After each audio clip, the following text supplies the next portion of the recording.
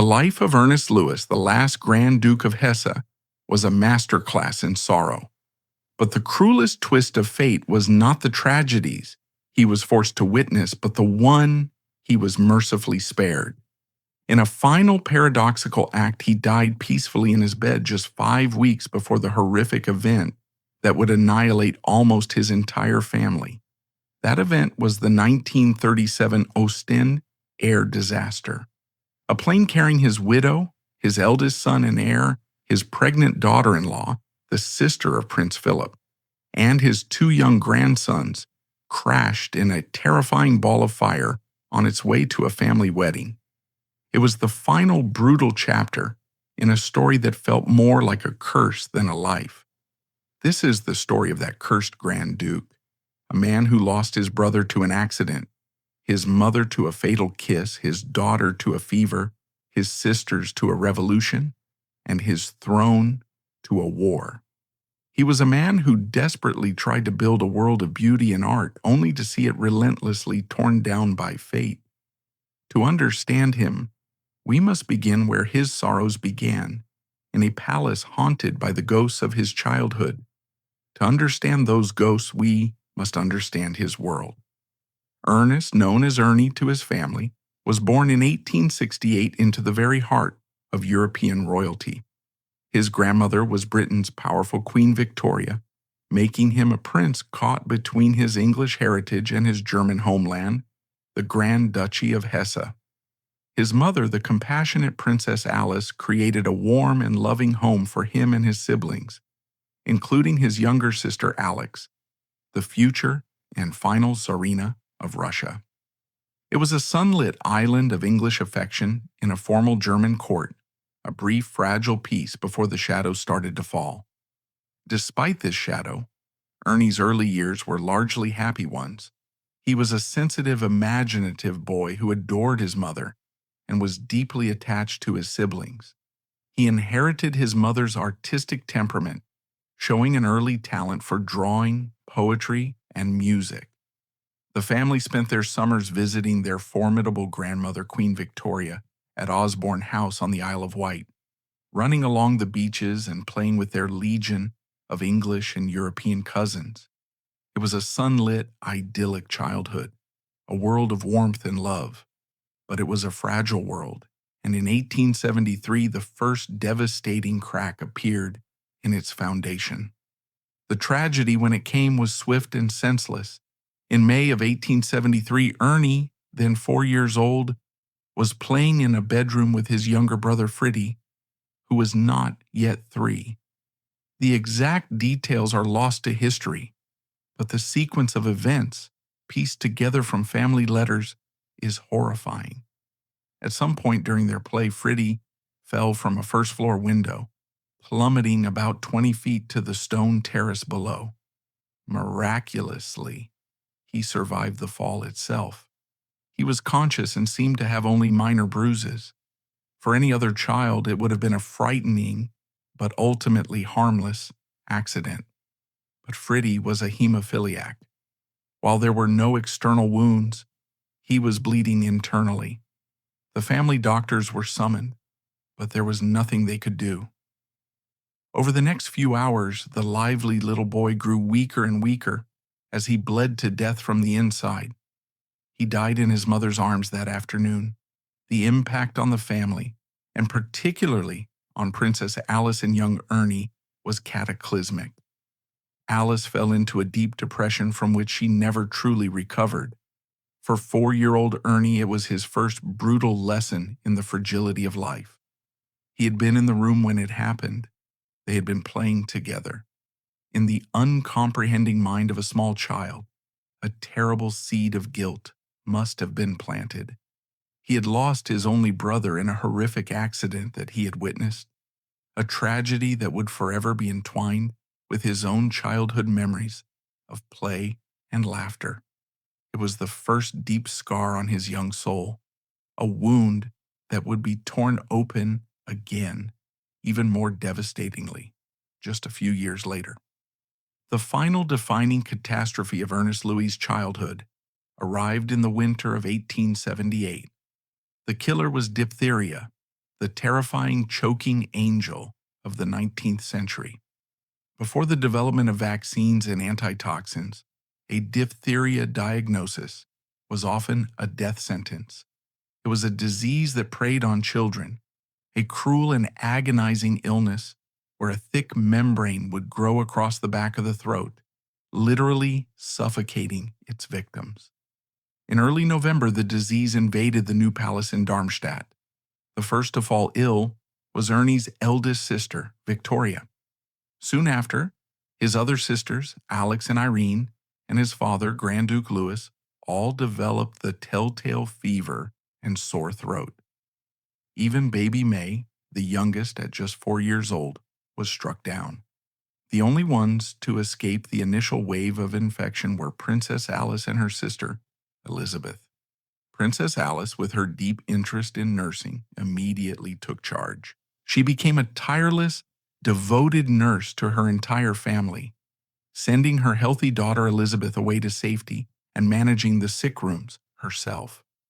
For weeks she barely slept, moving from bed to bed, comforting her feverish children, spooning broth into their mouths, and fighting a desperate battle against the invisible killer that had invaded her home. Miraculously, it seemed her efforts were working. Her husband and her children, including Ernie, began to show signs of recovery. But the disease had not yet finished with the House of Hesse. The weakest of them all, little 4-year-old May, took a turn for the worse. On the morning of November 16th, she died. Alice was devastated, but she knew she had to hide the terrible news from the other children to keep their spirits up. For days she carried on, pretending that May was still alive, just sleeping in another room. The emotional strain must have been unbearable. Finally, the crisis seemed to have passed. Ernie, now 10 years old, was recovering, but was deeply melancholic and distraught over the separation from his family and his little sister. Overwhelmed by grief and maternal love, Princess Alice made a single, fateful error. She went to her son's room to comfort him with the news that he was finally out of danger. In his despair, he cried, and seeking to reassure him, she broke the strict quarantine rules that had kept her safe for weeks. She gathered him in her arms and gave him a kiss. It was a kiss of death. In early December, Alice herself fell ill, her body weakened by weeks of physical and emotional exhaustion, had no strength left to fight the virulent infection. Her condition deteriorated rapidly. On the morning of December 14th, the 17th anniversary of the death of her own beloved father, Prince Albert, Princess Alice died. She was just 35 years old. Her mother, Queen Victoria, who had followed the tragedy from afar through a stream of desperate telegrams, was shattered. In her journal, she recorded the heartbreaking words her 10-year-old grandson Ernie had cried out when he was finally told that his mother was gone. He had first refused to believe it, but when shown one of her gifts to him, he broke down, sobbing, "Poor Mama. Then I am all alone." He was not, of course, entirely alone. He had his father and his sisters. But in that moment of pure childish grief, he had grasped a profound truth that would echo throughout his life. He was now the sole surviving son, the heir to the throne. He was the boy who had lost his brother in a tragic fall, and his mother to a comforting, fatal kiss. The sunlit world of his early childhood was gone forever, replaced by the long, dark shadows of death, loss, and an unspoken, unbearable burden of guilt. He was now the head of a broken family, a boy prince whose kingdom was one of sorrow.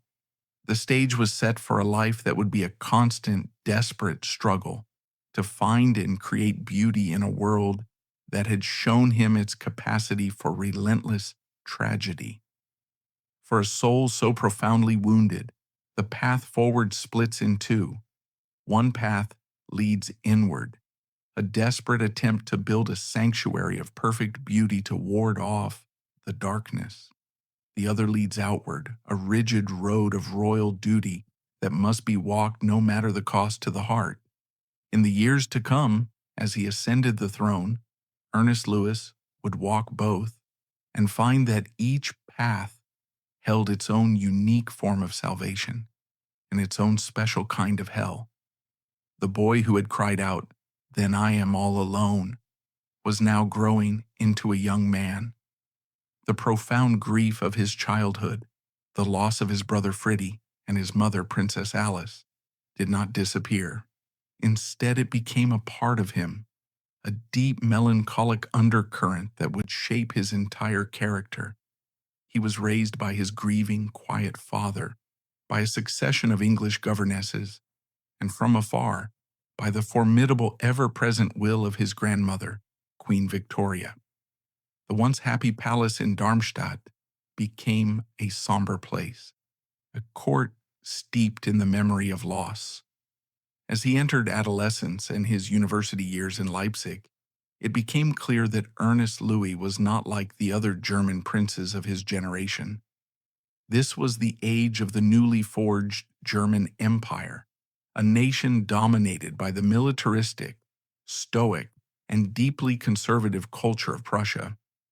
The ideal German prince was expected to be a soldier first and foremost, disciplined, practical, and devoted to the arts of war and statecraft. Ernie was none of these things.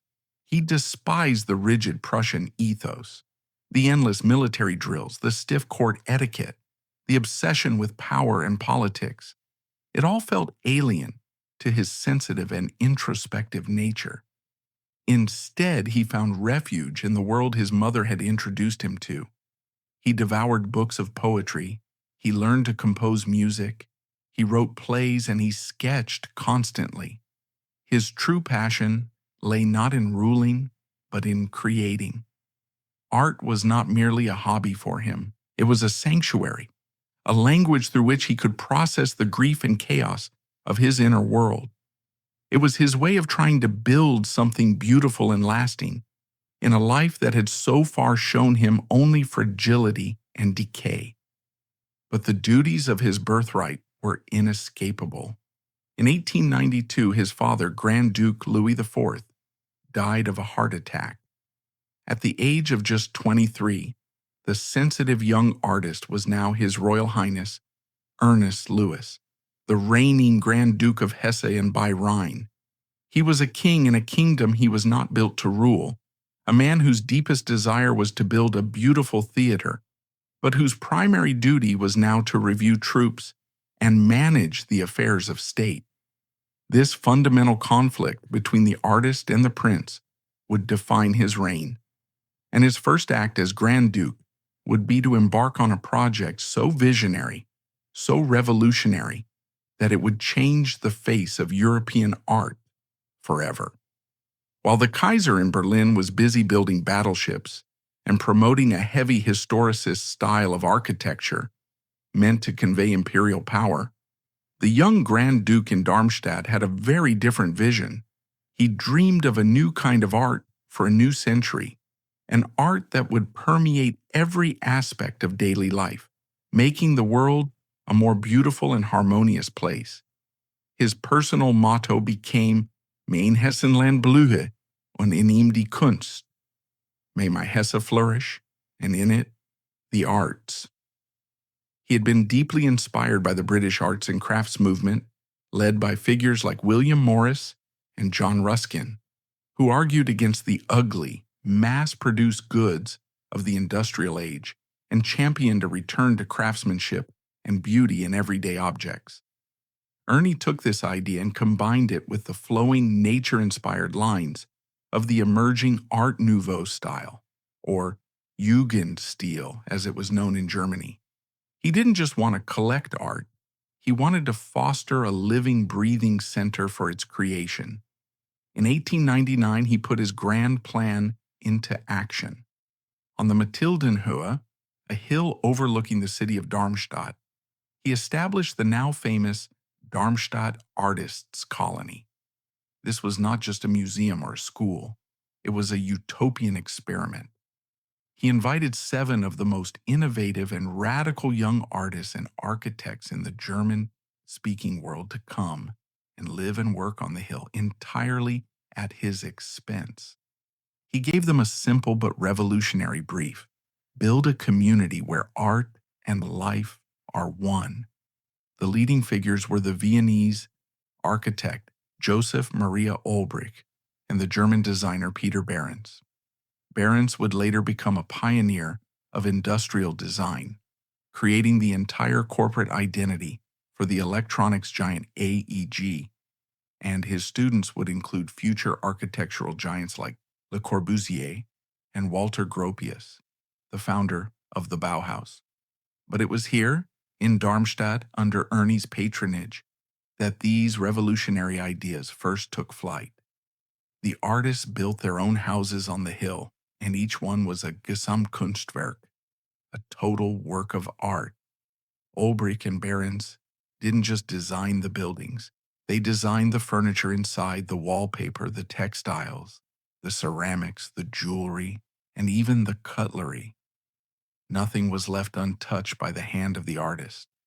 The colony's main building, the Ernst Louis House, was their collective studio space, its monumental entrance portal, a bold statement of their artistic mission. In 1901, the colony opened its doors to the world with a spectacular exhibition. Visitors were stunned. They had never seen anything like it.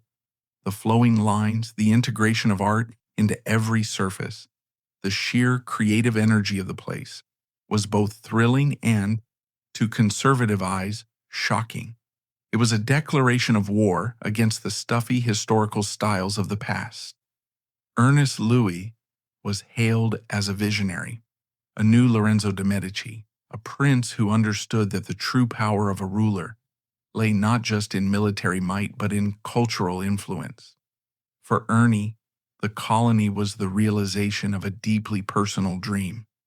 It was his sanctuary, his life's great work. In a world that had brought him so much pain, he was creating a small corner of perfect, man-made beauty.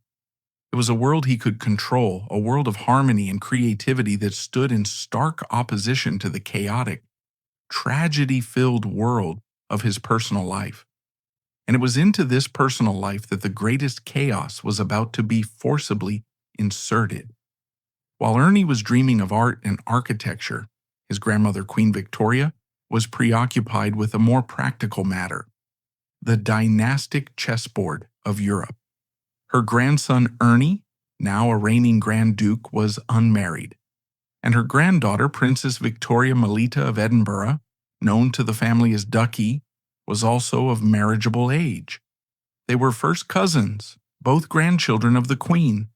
In Victoria's mind, it was a perfect match, a neat and tidy union that would further solidify the bonds between the British and German branches of her family. There was just one rather significant problem. The two young people in question cordially disliked each other. Their personalities were like oil and water. Ernie was sensitive, poetic, and melancholic. He was happiest in quiet conversation with artists, and found large, formal gatherings an ordeal. Ducky, on the other hand, was the complete opposite. Raised in the more relaxed atmosphere of the British court, she was a passionate, vivacious, and fiercely independent young woman. She loved parties, riding, and spirited conversation. She found her German cousin shy, boring, and withdrawn. He, in turn, found her loud, demanding, and overwhelming. Furthermore, both had their hearts set elsewhere. The persistent, though unproven, rumors of Ernie's homosexuality suggested he had little romantic interest in women at all. Ducky, for her part, was deeply and passionately in love with another first cousin, the handsome and dashing Grand Duke Kirill Vladimirovich of Russia. It was a genuine love match, but it was considered impossible. The Russian Orthodox Church forbade marriages between first cousins, and the Tsar would never permit it. Ducky was heartbroken. Into this emotional minefield stepped Queen Victoria, with all the subtlety of a steam locomotive. The personal feelings of her grandchildren, were of secondary importance. This was a matter of duty, of dynastic strategy. She began a relentless campaign of pressure. She wrote letters. She summoned them to her presence. She enlisted other family members to make the case. Their objections were brushed aside. This marriage, she had decided, would happen. Ernie resisted for as long as he could.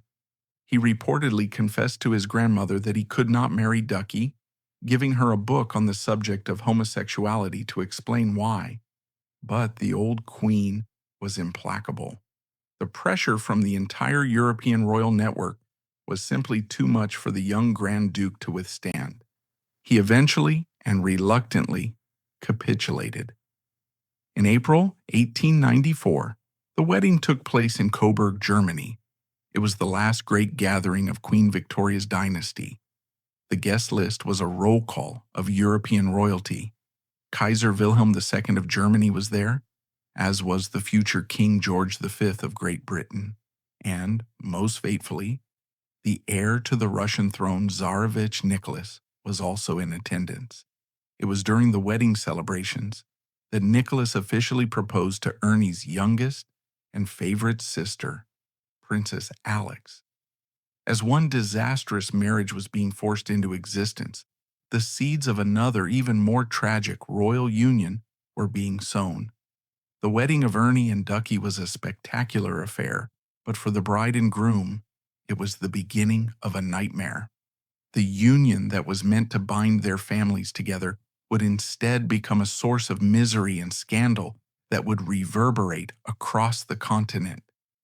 From the very beginning, the marriage of Ernest Louis and Victoria Melita was a catastrophe. Their life together was a relentless series of arguments, misunderstandings, and bitter recriminations, punctuated by long, icy silences. They were forced to present a united front in public, but in the privacy of their palace, their unhappiness was an open secret. Courtiers whispered about the Grand Duchess throwing tea trays at the Grand Duke and about him retreating for weeks at a time into the sanctuary of his artist's colony. They did, however, find one single shared source of joy: the birth of their daughter, Princess Elisabeth, in 1895. Nicknamed Ella, she was a beautiful, sweet-natured child, and both parents, in their own way, adored her. She was the one thing they had in common, the fragile glue that held their fractured marriage together. Ernie, who had lost his mother and brother so tragically, poured all his capacity for love into his daughter. For a few short years, it seemed that this shared love might be enough to build a family upon. But it was not to be. The fundamental incompatibility of their parents was too great. By the turn of the century, the marriage had completely broken down. In 1901, shortly after the death of Queen Victoria, the one person whose authority had held them together, Ducky left Ernie and returned to her mother's home. A few months later, they did the unthinkable. On December 21st, 1901, the Supreme Court of Hesse officially dissolved their marriage, a royal divorce. It was a scandal of the highest order, the talk of every court and drawing room in Europe. It was a public disgrace for Ernie and a source of deep shame for the royal family. And yet the greatest tragedy of this ill-fated union was still to come. In the autumn of 1903, despite their divorce, Ernie took his beloved 8-year-old daughter Elisabeth on a visit to see his Russian relatives. They traveled to the imperial family's hunting lodge at Skierniewice in Poland to spend time with his sister Empress Alexandra, Tsar Nicholas II, and their children. It was there that Elisabeth suddenly fell ill. At first, the doctors thought it was simply a childish fever, but her condition rapidly worsened.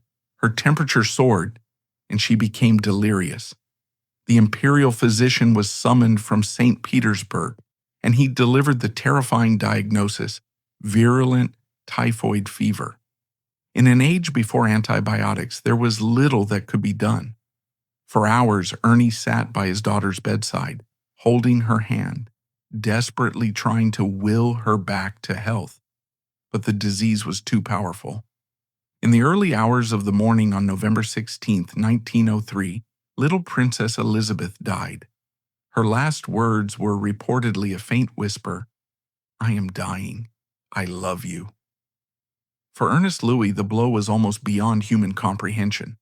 He had now lost his brother, his mother, and his only child. His grief was absolute. He accompanied his daughter's small white coffin on the long train journey back to Darmstadt alone. The death of Elisabeth, instead of bringing her grieving parents together, severed their last remaining link. Ducky would eventually defy the Tsar and marry her true love, Grand Duke Kirill, embarking on a new life that would lead her into the heart of the Russian Revolution. For Ernie, there was no such escape. He returned to his beautiful art-filled palace in Darmstadt, a king in his own land, but a man utterly broken in spirit. He was surrounded by the perfect, harmonious world he had tried to create, but his heart was once again filled with the familiar, deafening silence of loss. He was alone, his first family completely destroyed. It seemed the curse of the House of Hesse was relentless.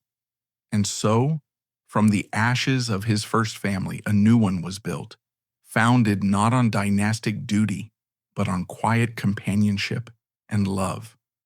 For a time, it seemed the curse had finally lifted, that peace was possible. But for a man so marked by fate, personal happiness is often just a fragile illusion, a brief sunlit clearing before the forest plunges back into a darkness far greater and more vast than any he had known before. This time, the storm would not come from within his own heart, but from the world itself. For a man who had known such profound and relentless tragedy, it would have been easy to surrender to despair. After the disastrous end of his first marriage and the devastating loss of his daughter Elisabeth, Ernest Louis was a man adrift, a ruler of a prosperous land, but a king of a broken heart. The beautiful world of art he had built in Darmstadt was a sanctuary, but it was a lonely one. It seemed the curse that had haunted his childhood was destined to define his entire existence.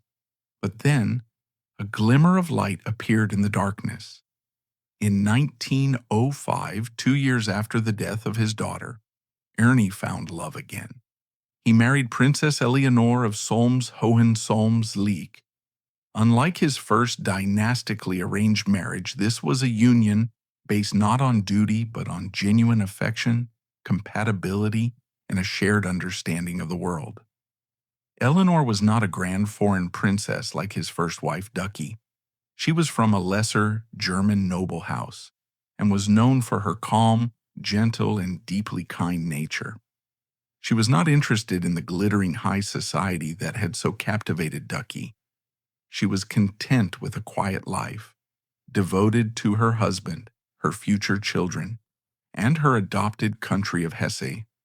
For Ernie, who had spent his life surrounded by emotionally turbulent and demanding relatives, Eleanor's serene and supportive presence was a balm to his wounded soul. She was the anchor he had been searching for his entire life. For a time, the curse seemed to have finally lifted. The storms receded and the sun shone on the House of Hesse. In 1906, Eleanor gave birth to a healthy son and heir, Georg Donatus. 2 years later, in 1908, a second son, Louis, was born. Ernie, who had lost his only child in such a horrific manner, was overjoyed. He adored his boys and was a remarkably doting and hands-on father for a man of his station.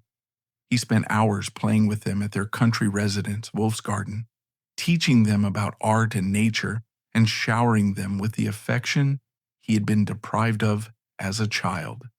He had finally found what he had always craved, a stable, loving family, a true home. This newfound happiness was even immortalized in his great artistic project. The magnificent centerpiece of the Darmstadt Artists' Colony the iconic five-fingered tower that dominates the city skyline, was named the Hochzeitsturm, the wedding tower, in honor of his second happy marriage. It was a public declaration of his personal peace, a symbol of a life rebuilt. For almost a decade, Ernest Louis lived in this state of fragile, sunlit contentment. He had a loving wife, two healthy sons to secure the future of his dynasty, and a thriving cultural legacy. But beyond the peaceful borders of his small Grand Duchy, the world was growing darker. The intricate web of royal cousins that had held Europe together was beginning to unravel, and a storm was gathering that would not only destroy his fragile peace, but would annihilate his entire world. The early years of the 20th century were a time of rising nationalism, a frantic arms race, and a complex network of military alliances that had turned Europe into a powder keg. For Ernest Louis, this looming geopolitical crisis was an intensely personal nightmare. The coming war would not be a conflict between abstract nations. It would be a war between his own closest relatives, a cousins' war of catastrophic proportions. On one side was his first cousin, the bombastic and insecure Kaiser Wilhelm II of Germany. On another was his other first cousin, the quiet and dutiful King George V of Great Britain.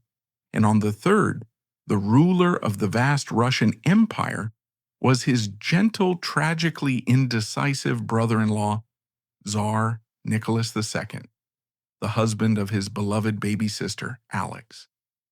The war that was about to erupt was, quite literally, a war between Willie, Georgie, and Nicky, men he had known his entire life, men he had played with as a child and attended family weddings with. His position was impossible.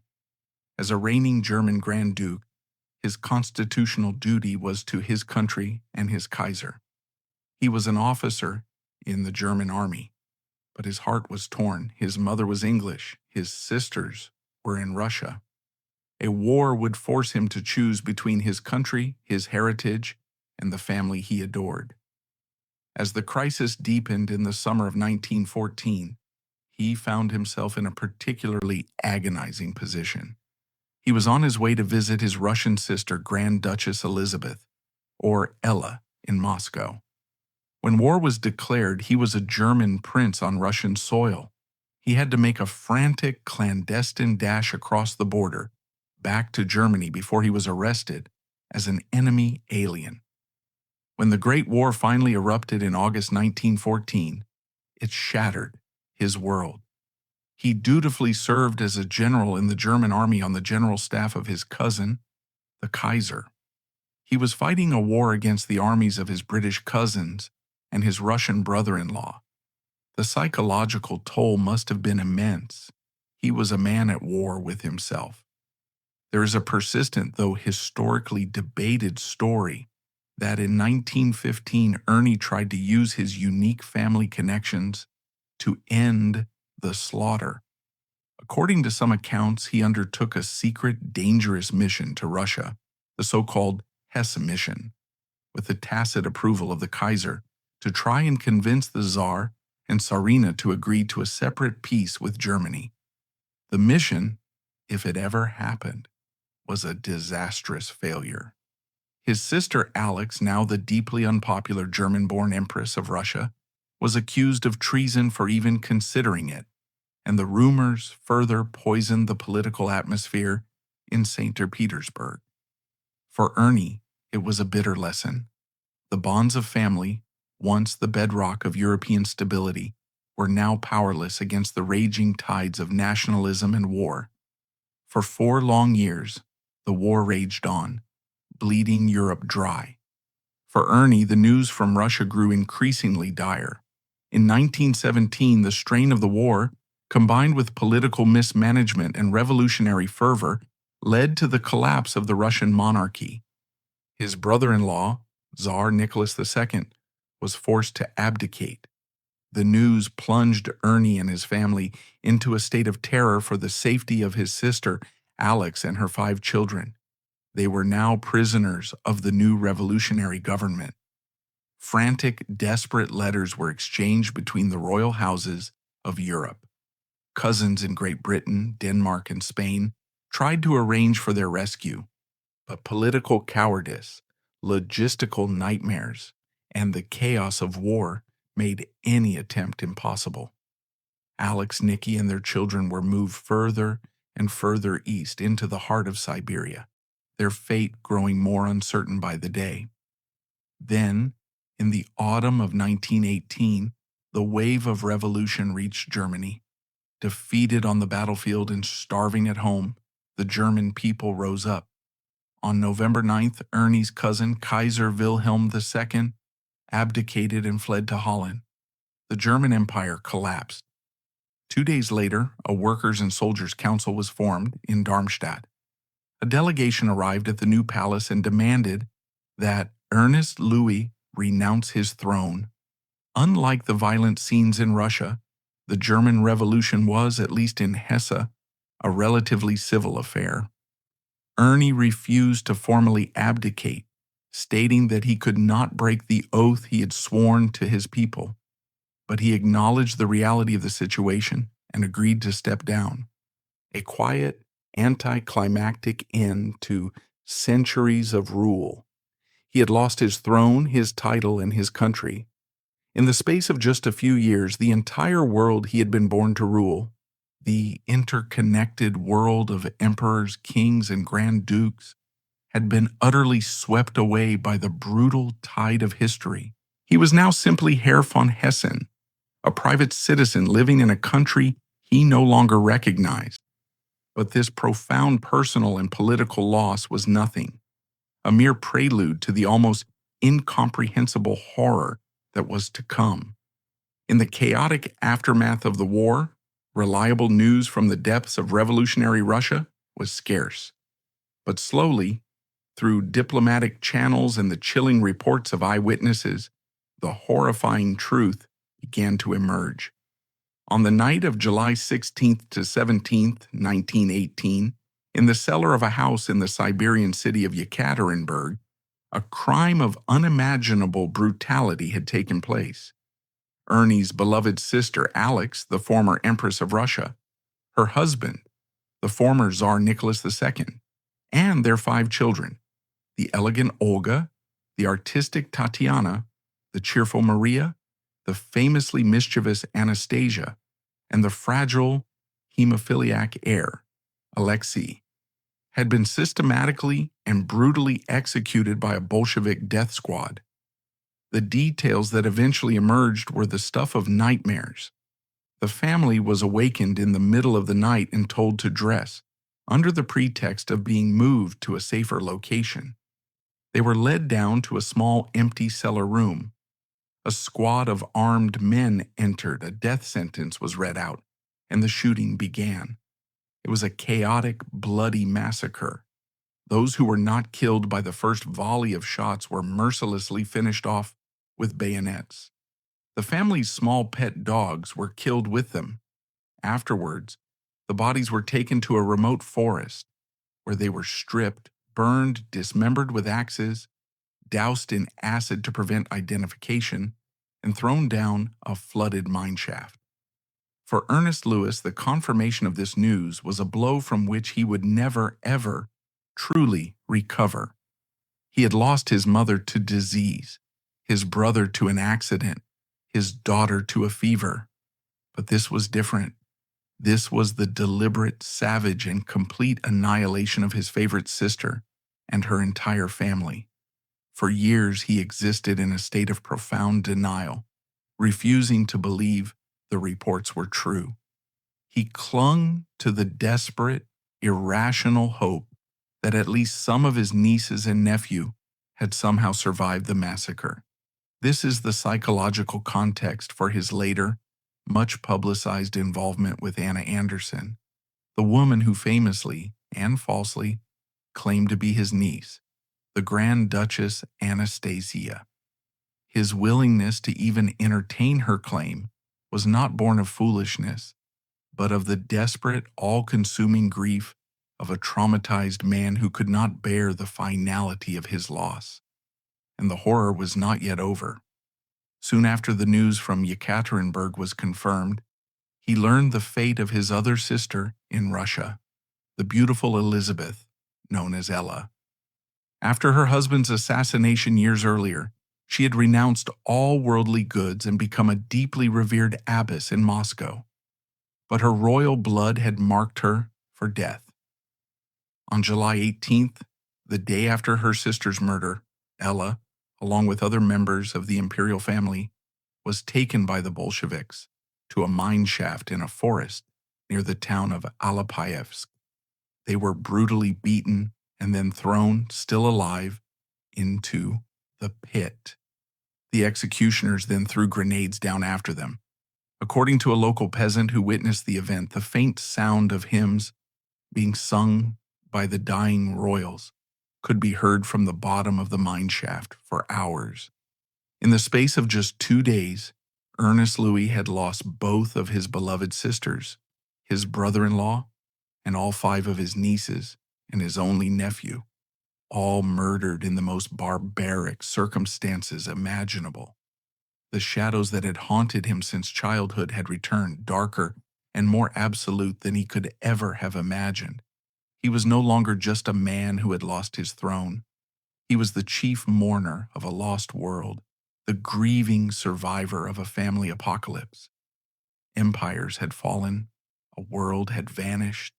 His beloved sisters were gone, slaughtered in the most brutal way imaginable. For a man who had lost everything, his title, his country, his family, what was left? Not the grand stage of politics or the duties of a monarch, but the quiet, profoundly human task of survival.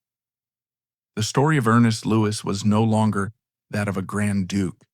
It became the chronicle of a man learning to live among his ghosts, finding meaning in the small, precious fragments that remained of a shattered life.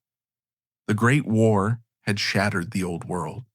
The Russian, Austro-Hungarian, Ottoman, and German empires had all crumbled to dust.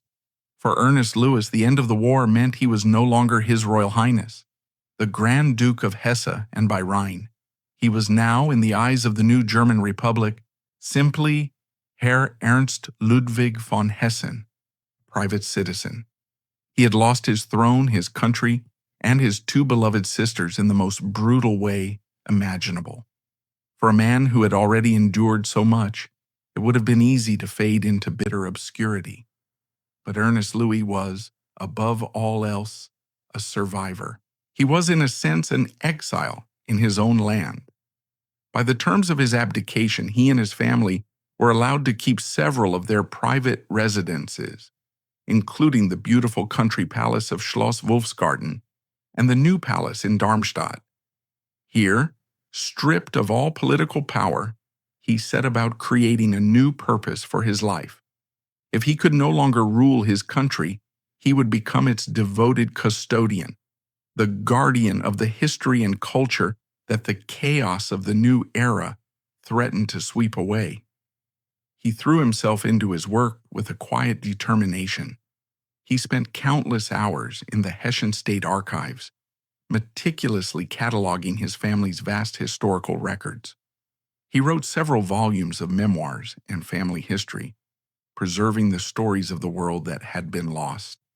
He continued his patronage of the arts, supporting local musicians, theaters, and, of course, his beloved artists' colony, which continued to be a major force in European design. It was a life of reflection, of preservation, a determined effort to hold on to beauty in a world that seemed to be growing uglier by the day. His primary focus, however, was his family. With his wife, Eleanor, he created a stable and loving home for his 2 sons, Georg Donatus and Louis. He was determined that they would not be marked by the same profound grief that had defined his own youth. Wolfsgarten became a happy, bustling home, often filled with the children's many royal cousins from across Europe. He was a doting father, teaching his sons to appreciate art, literature, and nature. For a time, it seemed that this quiet, private life was his reward for a lifetime of suffering. But the ghosts of the past, particularly the ghosts of his murdered sister and her children, were never far away. In the early 1920s, a story began to spread across Europe that electrified the world and reopened the rawest of wounds for Ernest Louis. A young woman, pulled suicidal from a canal in Berlin, was claiming to be a survivor of the Yekaterinburg massacre. She claimed she was the Grand Duchess Anastasia, the youngest daughter of Tsar Nicholas II and Ernie's sister Alex. This woman, who became known as Anna Anderson, bore a passing resemblance to his niece, and her story, full of trauma and confusion, was compelling to a world desperate for a fairy tale to emerge from the horror of the revolution. One by one, members of the extended Romanov family and former imperial courtiers met with her. Some were convinced, others were deeply skeptical. The key to unlocking the mystery everyone knew was Ernest Louis. He was Anastasia's uncle, her mother's brother. He had known his nieces intimately since their birth. If anyone could definitively identify her, it was him. In 1925, under pressure from other relatives, he reluctantly agreed to meet the claimant. The meeting was a disaster. According to witnesses, he spent very little time with her and left looking pale and distressed.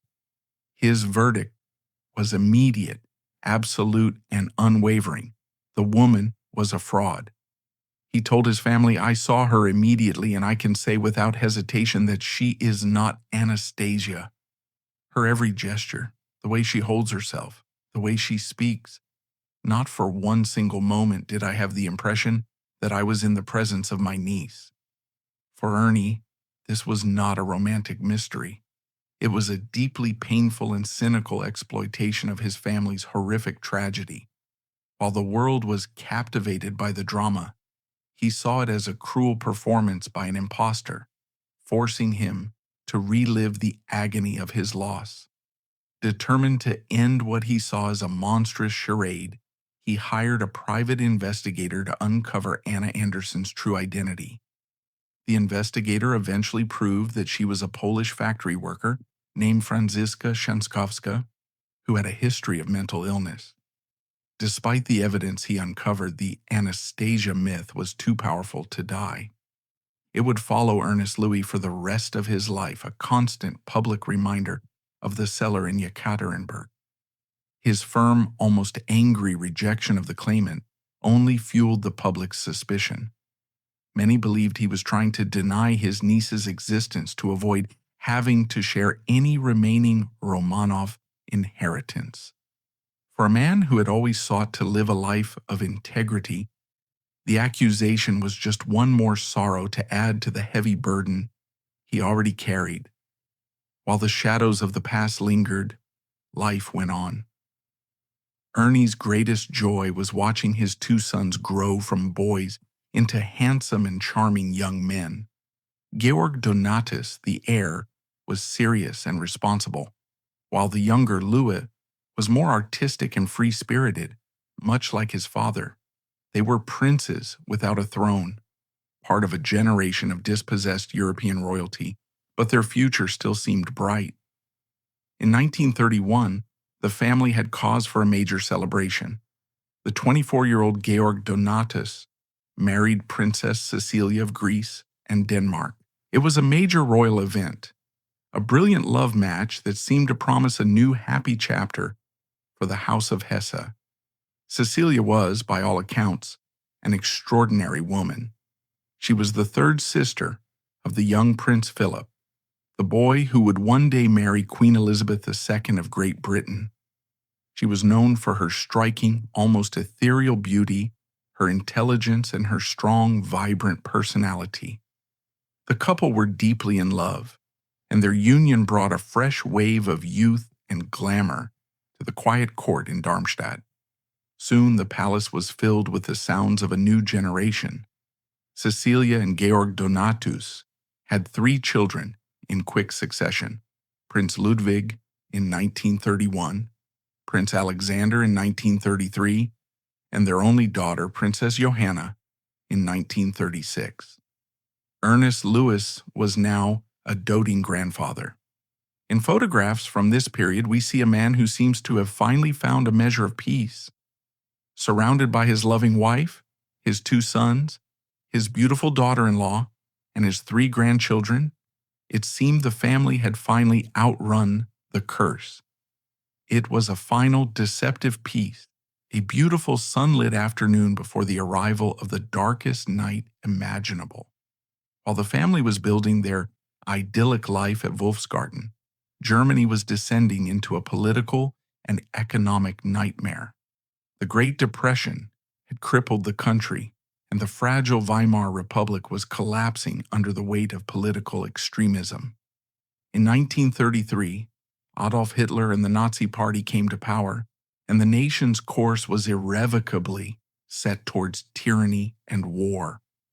This presented a profound and ultimately tragic dilemma for Germany's old aristocracy.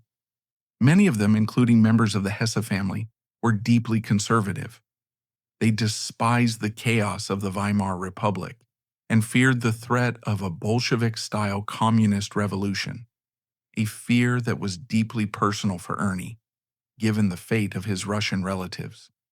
To many of them, the Nazis, with their promises to restore national pride, order, and to fight communism, seemed like the lesser of 2 evils. It was a devil's bargain that many would come to regret. On May 1st, 1937, both of Ernest Louis's sons, Georg Donatus and Louis, along with their wives, Princess Cecilie and Princess Margaret, officially joined the Nazi Party. Their motivations were likely a complex mixture of pragmatism, social pressure, and ideology. As prominent landowners, joining the party was a way to protect their status and property from the increasingly powerful Nazi regime. They also moved in social circles that included high-ranking Nazi officials. Hermann Göring, the head of the Luftwaffe, was particularly adept at courting the old aristocracy, and Princess Cecilia in particular was known to be acquainted with him. The party's strident anti-communism would have also held a powerful appeal. What Ernest Louis himself thought of his son's momentous decision is not clearly recorded, but it is hard to imagine that this gentle, artistic man, the grandson of Queen Victoria and a lover of English culture, was an enthusiastic supporter of Hitler's brutal regime. More likely, he was a weary, powerless patriarch, watching with alarm as his children made choices he may not have understood or approved of, but which he could no longer prevent. He was a relic of a more civilized 19th century world, living long enough to see his children embrace the barbarism of the 20th. It was another private tragedy to add to his long list of sorrows. By the autumn of 1937, Ernest Louis knew his life was coming to an end. He had been diagnosed with cancer, and his health was failing rapidly. He had lived a life of almost constant storms, but his final years had been spent in the calm harbor of his family. He had seen his heir happily married and had been blessed with grandchildren. He had managed to build a fragile peace amidst the ruins of his world. On the morning of October 9th, 1937, surrounded by his wife Eleanor and his children at his beloved Schloss Wolfsgarten, Ernest Louis, the last Grand Duke of Hesse, and by Rhine, died peacefully. He was 68 years old. His funeral was a remarkable event, the last great gathering of the old royal Europe before the Second World War tore the continent apart forever. It was a testament to the deep affection and respect in which he was held. Mourners came from across the continent, navigating the increasingly tense political landscape to pay their respects. Lord Louis Mountbatten represented the British royal family. Prince Philip's father, Prince Andrew of Greece and Denmark, was there. The Duke of Windsor, the recently abdicated King Edward VIII, made the journey from his exile in Paris. They came to mourn a man who was for them a beloved cousin, uncle, and friend. one of the last living links to their shared lost world. As his coffin was laid to rest in the family mausoleum in the Rosenhohe Park in Darmstadt, it seemed as if a long, tragic, but ultimately complete story had finally found its peaceful end. The family was united in grief, but also in hope for the future, a future now led by his son and heir, Georg Donatus. But it was not the end. In a final horrifying twist of fate that defies all logic and probability, Ernest's death was not the closing chapter of the family's tragedy. It was the unwitting trigger for the most terrible catastrophe of all. The family's focus now turned to a happy occasion, the upcoming wedding of the younger son Louis in London. The funeral had brought them all together. Now, they would travel together to celebrate a new life. They had no way of knowing they were flying towards their own annihilation. In the wake of Ernest Louis's death, the deep grief of the House of Hesse was tempered by the promise of a new beginning. The Grand Duke was gone, but his line was secure. His elder son, Georg Donatus, was now the head of the family, and his younger son, Louis, was about to be married. The wedding was planned for November 1937 in London. Louis's bride, Margaret Geddes, was the daughter of a prominent British diplomat. It was set to be a major social event, a union that would once again strengthen the family's deep ties to Great Britain. Following the somber funeral in Darmstadt, the wedding was seen as a much-needed symbol of hope and continuity, a turning of the page to a new, brighter chapter. In London, the groom, Prince Louis, and the bride's family finalized the preparations. The church was booked. The guest list was full of European aristocrats and British high society. All that was left was for the groom's family to arrive from Germany. They were due to fly in on the 16th of November, the day before the ceremony. Louis waited at Croydon Airport, eagerly anticipating the arrival of his mother, his brother and hero, his beloved sister-in-law, and his two young nephews, whom he adored. He had just lost his father. This family reunion was to be the joyful start of his new life. He had no way of knowing. He was instead waiting for a dispatch from a nightmare. On the morning of November 16th, the family gathered at the airfield in Frankfurt. It was a crisp autumn day. On board the silver triple-engine Sabina Junkers, Ju-52 aircraft were the very heart of the House of Hesse. There was Eleanor, the Dowager Grand Duchess, the quiet and dignified matriarch who had been Ernie's rock for over 30 years. There was Georg Donatus, at 31, the new head of the family, a serious and responsible young man ready to assume his duties. With him was his vibrant wife, the 26-year-old Princess Cecilie of Greece and Denmark, the sister of Prince Philip.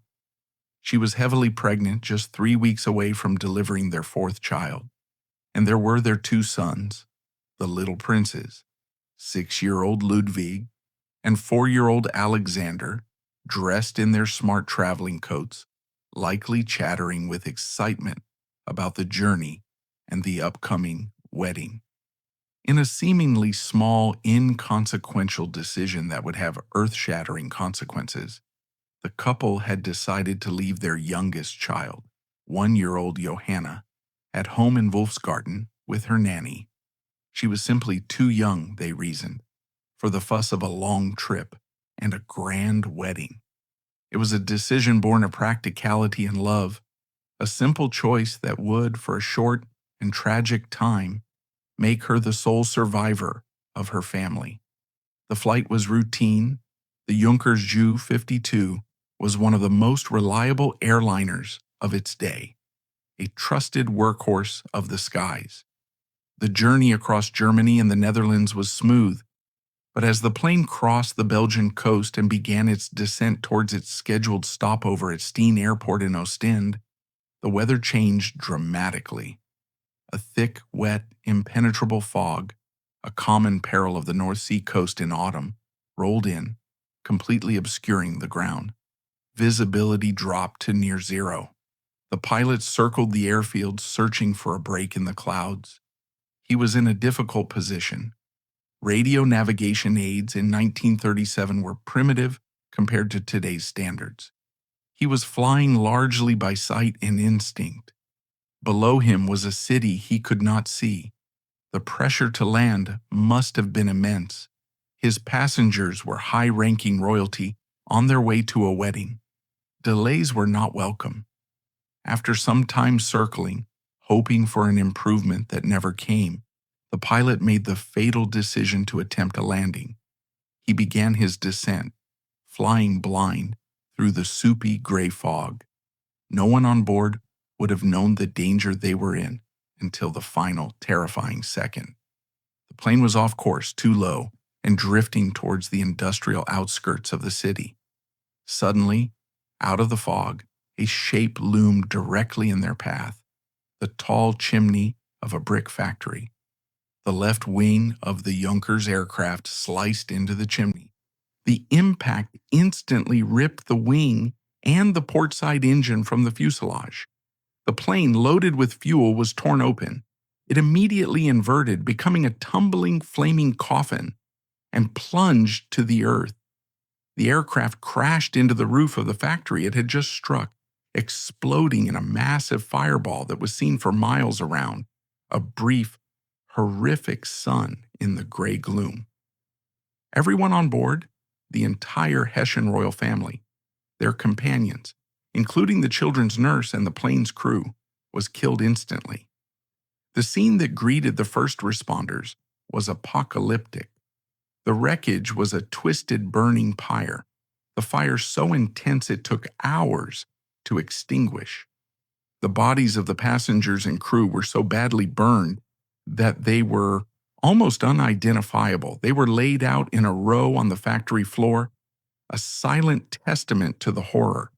And it was there, amidst the smoldering debris, that the rescue workers made a final, almost unbearably tragic discovery. Lying in the wreckage was the body of a tiny, premature baby boy. The force of the crash had induced labor in the final moments of Princess Cecilia's life.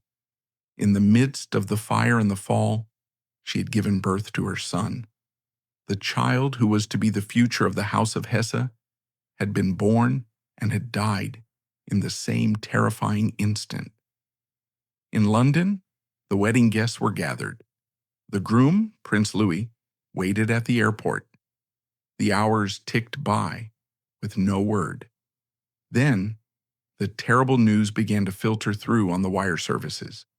A Sabina plane, en route from Frankfurt, had crashed in Ostend. There were no survivors. In a single horrifying moment, Louis's world was annihilated.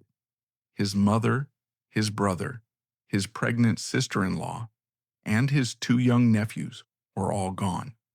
He had gone to the airport to greet his family and start his new life. Instead, he was met with the news that he was now the last adult male of his line. The wedding, scheduled for the next day, was canceled. Instead, a small private ceremony was held in its place. A somber and heartbreaking affair overshadowed by the almost unbelievable scale of the tragedy. Just a few days later, a grief-stricken Prince Louis and his new wife, Margaret, had to make the agonizing journey to Darmstadt for a second family funeral in just over a month. Once again, the royal houses of Europe gathered at the Rosenhöhe, the family's burial ground. This time, the mood was not one of respectful sorrow for a long life ended, but of raw, uncomprehending horror. A 16-year-old Prince Philip, summoned from his strict boarding school in Scotland, was there. He walked stony-faced in the funeral procession behind the 5 coffins containing the remains of his beloved sister Cecilia, her husband, and their 2 little boys. Lord Louis Mountbatten, who had been a close friend of Ernie's, was there to represent the British royal family, his grief for his cousins etched on his face. They watched as the coffins, 2 of them heartbreakingly small, were carried into the same mausoleum where they had laid Ernest Louis to rest only weeks before. It seemed that the tragedy was now finally complete. The family had been devastated, but there was one tiny flicker of hope. The orphan princess, 1-year-old Johanna, had survived, safe at home in Wolfsgarten. Prince Louis and his new wife Margaret legally adopted the little girl. She was their only niece, the last living descendant of Ernest Louis and Eleanor, a precious link to the family they had lost. She was a beautiful, happy child, a symbol of hope and a reason to look to the future. But the curse of the House of Hesse, it seemed, was not yet finished with its work. In 1939, just as the world was about to be plunged into another great war, the little girl, not yet 3 years old, suddenly fell ill. She was diagnosed with meningitis. In an age before effective antibiotics, it was a death sentence. Within days, Princess Johanna was dead. With her death, the direct line of Ernest Louis, Grand Duke of Hesse and by Rhine, was extinguished. What, then, is the legacy of Ernest Louis? In the grand sweep of European history, he is a footnote, the last ruler of a minor German state, a man whose life was a catalogue of personal tragedies, set against a backdrop of immense historical upheaval. His greatest tangible achievement, the Darmstadt Artists' Colony, still stands on the Mathildenhohe Hill, a UNESCO World Heritage Site, a beautiful but often overlooked gem of the Art Nouveau movement. But his true significance lies not in what he built, but in what he endured. His life is a powerful, almost unbearably personal testament to the end of an era. He was a living bridge between the confident, interconnected world of 19th century royalty, with its glittering certainties, and the brutal, fractured, and violent world of the 20th century. He saw empires and ideologies rise and fall, and he lost almost everyone he ever loved along the way. His story is Shakespearean in its tragic scope. He was born into a house that seemed cursed by fate, suffering one devastating blow after another. His brother, his mother, his daughter, his sisters and their families, his throne. He lived a life of constant grieving, a life spent trying to create small pockets of beauty and love in a world that seemed determined to inflict pain upon him. And yet in the end, fate, in its infinite and terrible wisdom, granted him one last, paradoxical act of mercy. He was a man whose life was defined by the sorrow of witnessing the deaths of his loved ones. But he was spared the final, most crushing sight of all. His own peaceful death in his bed was the unwitting trigger for the fiery obliteration of his children and grandchildren. It was a horror he did not have to see. The story of Ernest Louis is a haunting reminder of the fragility of human life, the random cruelty of fate, and the enduring power of love in the face of unspeakable grief. He was the cursed Grand Duke, a man who lost almost everything, but who was, in the very end, spared the one tragedy that would have surely been too much for any human heart to bear.